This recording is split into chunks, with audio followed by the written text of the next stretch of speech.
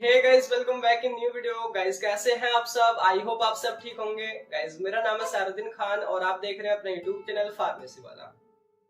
कोई भी सपना साकार करने के लिए सबसे जरूरी है सही कोच का होना। चुनिए फार्मेसी वाला को और करे अपने B pharm and D pharm का सपना साकार। Download the app now.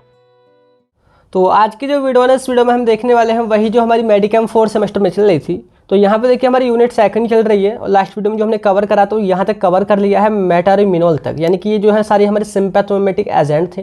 तो यहाँ तक कि आप सारी पिछली वीडियोज़ को देख लेना ताकि आपको सारा कुछ समझ में आ जाए। बेसिक सारी चीज़ें हम कंप्लीट कर चुके हैं और उसका जो लिस्ट है मतलब पूरी जो वीडियोज़ है प्लेलिस्ट उसका डिस्क्रिप्शन में लिंक मिल जाएगा और नोट्स भी आप वहीं से डाउनलोड कर सकते हैं, आप चेकआउट कर लेना। आज जो है नेक्स्ट टॉपिक जो कि काफ़ी इंपॉर्टेंट होने वाला है वो है एड्रेनर्जिक एंटागोनिस्ट, यानी कि एक दो वीडियोज़ के बाद यूनिट हमारी कंप्लीट हो जाएगी तो इसको हम कवर करने वाले हैं।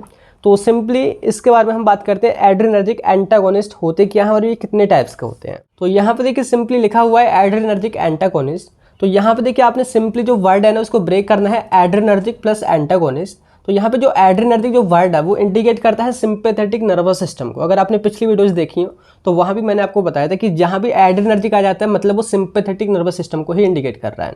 तो एड्रेनर्जिक बोले तो related to sympathetic nervous system.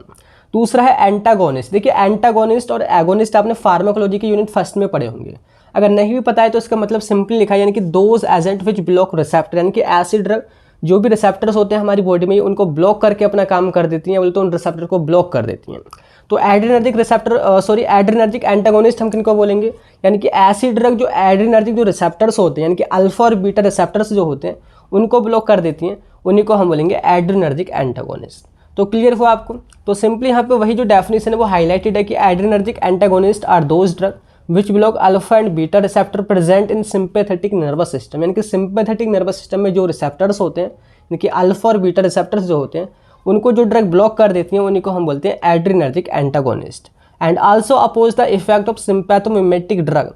देखिए इससे पहले जो हमने डिस्कस किए थे वो यही थी हमारी सिंपैथोमिमेटिक एजेंट। तो ये ऐसे ड्रग होती थी जो भी हमारे अल्फा एंड बीटा रिसेप्टर्स होते हैं सिंपैथेटिक नर्वस सिस्टम में, ये उनसे बाइंड होती थी और उनकी एक्टिविटी को इंक्रीज कर देती थी।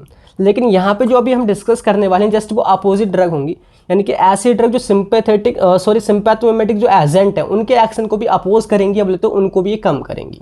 ठीक है, तो यहाँ पे आपको क्लियर होगा क्या होते हैं हमारे एड्रेनर्जिक एंटागोनिस्ट। और बात करें तो देखिए इनकी ज़रूरत क्यों पड़ेगी, तो जैसे ही आप डिस्कस करेंगे इनके यूजेस वगैरह ड्रग के तो आपको सारा कुछ क्लियर हो जाएगा।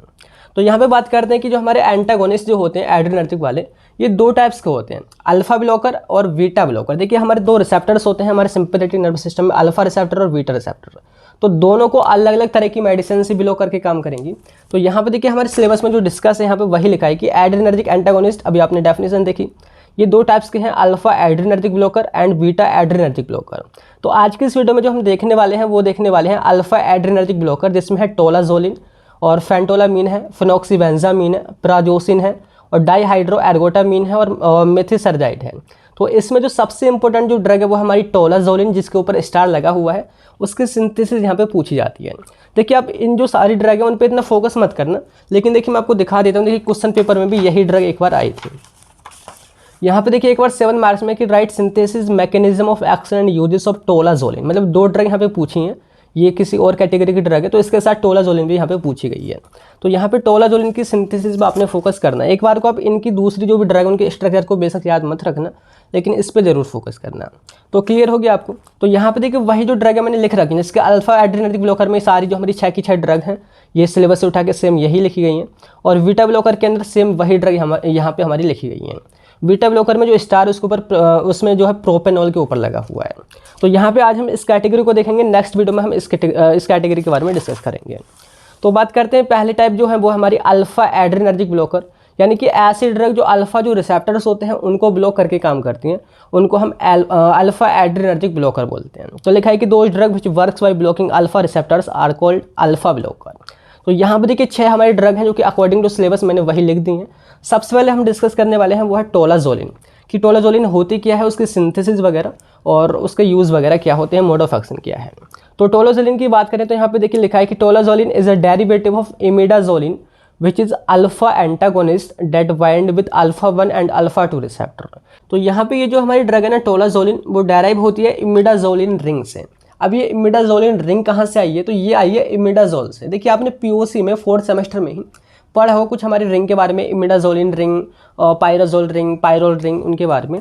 तो इमिडाजोल जो रिंग होती है हमारी वो 5 मेंबर्ड रिंग होती है, जो कि मतलब एरोमेटिक होती है। जैसे कि उसमें जो है 2 नाइट्रोजन होते हैं, जैसे कि एक नाइट्रोजन यहाँ पे है और इस तरीके से यहाँ पे जुड़ा होता है NH। तो यहाँ पे जो है ये जो डबल बॉन्ड होते हैं वो डिलोकलाइज होते रहते हैं, कि फुल्ली तरीके से एरोमेटिक होती है।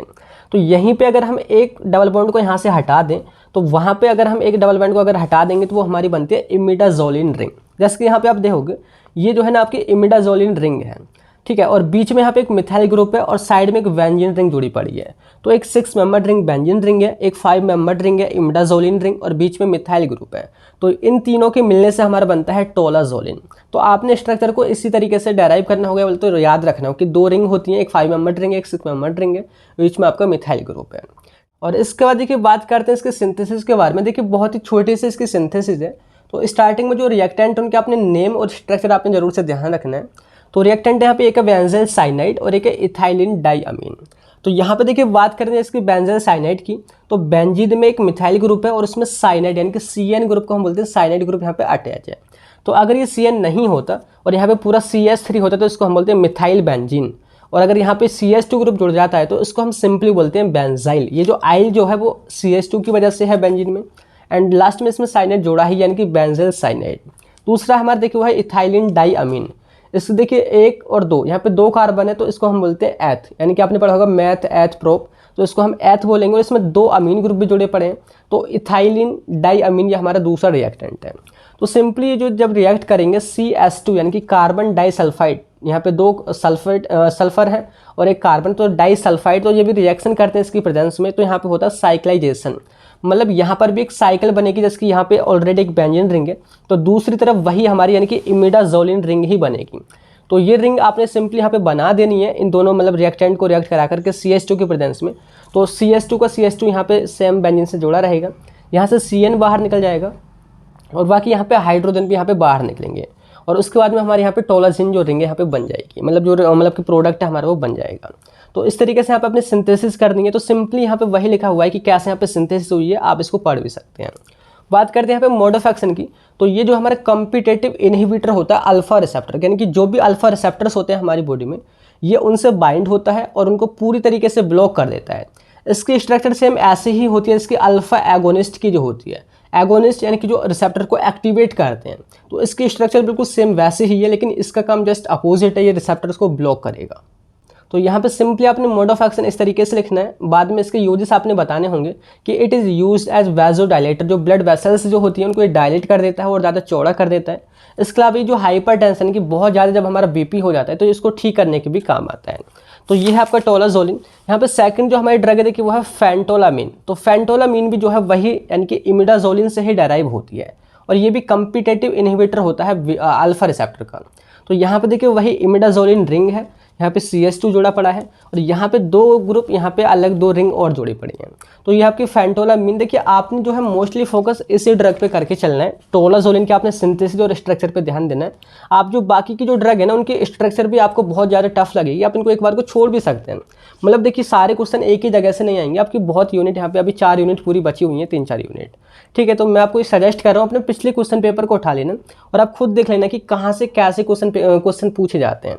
तो जहाँ से क्वेश्चन पूछे जा रहे हैं आप वहीं पे ज़्यादा फोकस करो, फालतू की चीज़ें यहाँ पे नहीं पढ़ो तो ही ठीक रहेगा, क्योंकि केमिस्ट्री ये बहुत ज़्यादा कन्फ्यूज आपको कर देगी, ठीक है। तो यहाँ पे देखिए फेंटोलामीन के आपने सिंपली मोड ऑफ एक्शन देखना है। तो it works by blocking both alpha 1 and alpha 2 जो दोनों रिसेप्टर्स होते हैं उनको ब्लॉक करके अपना काम करती है। यूज़ की बात करें तो वही हाई BP को ये कम करने में यूज़ की जाती है। किस केस में, एक हमारी डिसीज़ हो जाती है जो जिसको हम बोलते हैं फियोक्रोमोसाइटोमा।